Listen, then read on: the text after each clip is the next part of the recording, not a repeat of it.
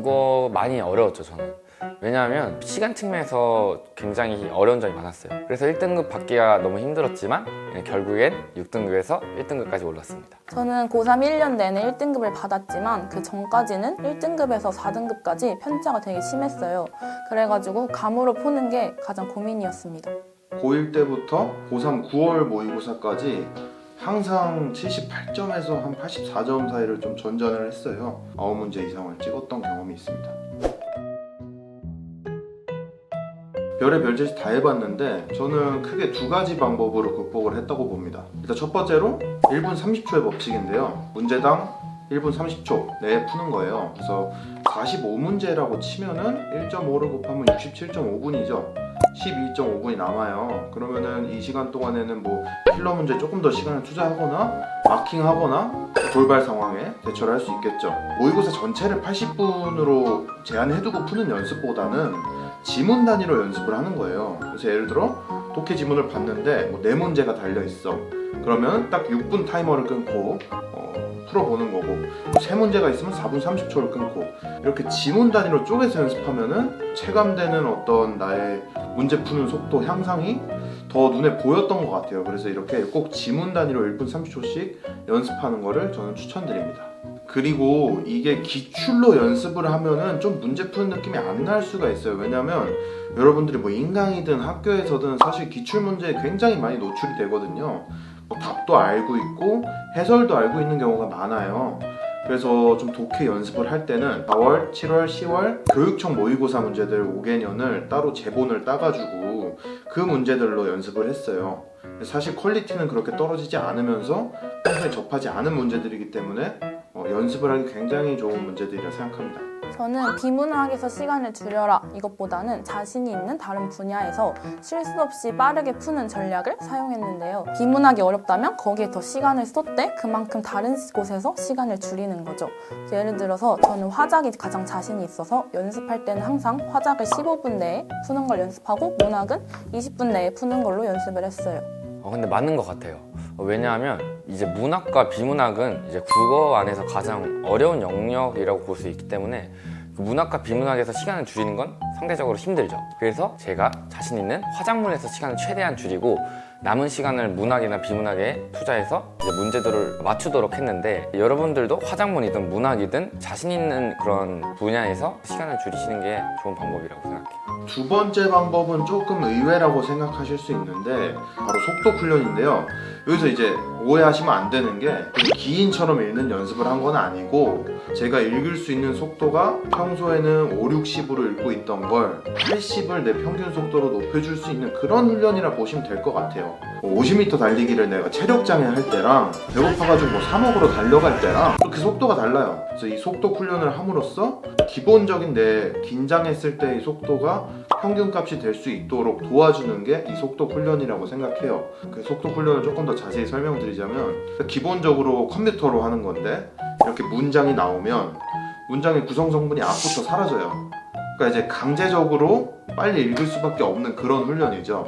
그럼 이것만 하느냐 하면 그건 아니고, 단어가 사라지는 문장을 읽고 그거와 관련된 일치불일치를 문제를 푸는 그런 훈련이었어요. 이 속도 훈련이라는 게 50m 달리기를 할 때 뒤에 누가 좀 죽창을 들고 쫓아오면 더 빨리 뛰지 않겠어요? 좀 그런 훈련이었다고 생각을 해요. 정말 뭘 해도 내가 시간이 부족하다, 노력을 충분히 해봤다 스스로 생각했을 때, 그럴 때 해보는 것도 저는 추천드립니다. 제가 가장 큰 도움을 받았던 거는 바로 접속사 체크예요. 모든 글은 접속사 뒤에 요지가 나올 때가 많아요. 그래서 따라서 같은 좀 긍정의 접속사에는 항상 네모를 치면서 읽었고, 그러나, 하지만 이런 접속사 뒤에는 이제 세모를 치면서 실제로 저는 문제를 푸는 습관을 길렀어요. 그래서 첫 번째로 좀 접속사 뒤에는 요지가 나올 확률이 높으니까 항상 체크를 하자. 그러면 혹시 이제 파악을 못했더라도 문제를 풀 때 그게 어디 있었는지 기억해내기 좀 더 쉽더라. 두 번째는 논리를 예상하면서 읽기인데요. 예시를 들어드리자면 통념적인 예시를 들어주고 그 뒤에 이 통념에 반하는 명제를 소개를 한다고 해야 될까요? 그럼 저는 딱 읽으면서 그래, 뻔한 예시 들어주네, 내가 아는 거. 이거 왜 말해줄까? 뒤에 이게 반하는 뭐가 있구나.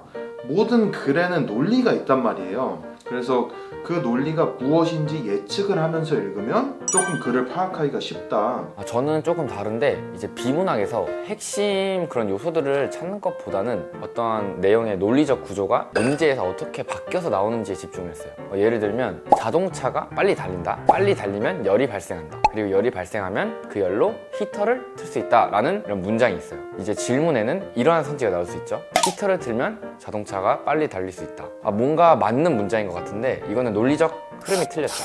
앞과 뒤가 바뀐 흐름이에요. 맞는 문장은 자동차가 빨리 달리면 히터를 틀 수 있다가 되는 거죠. 이런 식으로 지문 안에 나온 논리와 질문에 있는 논리를 비교해가면서 뭐가 틀리고 뭐가 맞았는지를 구분하는 능력을 키우는 게 가장 중요하다고 생각해요. 저는 수능을 볼 때까지도 문학 작품에 공감을 못했어요. 그래서 작품에 공감을 하기보다는 문학 문제를 푸는 풀이법을 익혔던 것 같습니다. 우선 아는 문학 작품의 폭을 넓혀두면 무조건 유리하잖아요. 그래서 EBS 지문을 다 공부를 하고 만약에 EBS에 일부 지문만 나와 있다면 전체 지문을 찾아서 공부를 하고 어떤 작가의 작품이 나와 있다면 그 작가의 다른 작품까지 공부를 하면서 많은 작품을 접해보면서 아는 폭을 최대한 넓혀둔 겁니다.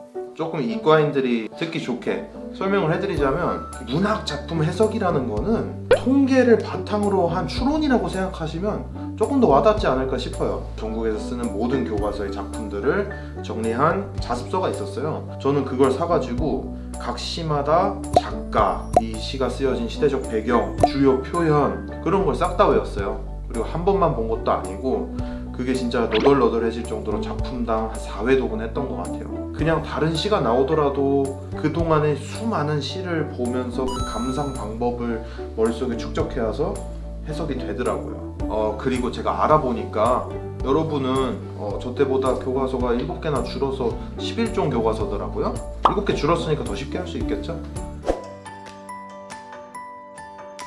저도 2학년 때까지는 이게 제일 큰 고민이었는데 그래서 등급도 1등급에서 4등급까지 굉장히 들쑥날쑥하고 문제를 풀면서도 내가 이걸 잘 풀었나 아니면 잘못 풀었나에 대한 확신이 없었어요.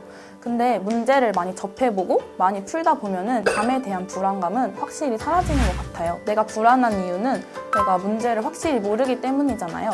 우선 공부를 하면서 자신한테 맞는 문제 풀이법을 체화시키고 그 문제 방법으로 문제를 풀면 자연스럽게 맞는 문제의 비율이 늘어나면서 자신감이 생긴다고 생각을 했어요. 저는 고3 내내 1등급을 받았는데도 국어 시험이 끝나고 나면 이번 시험은 잘 봤다 아니면 이번 시험은 못 봤다에 대한 완벽한 확신까지는 없었어요.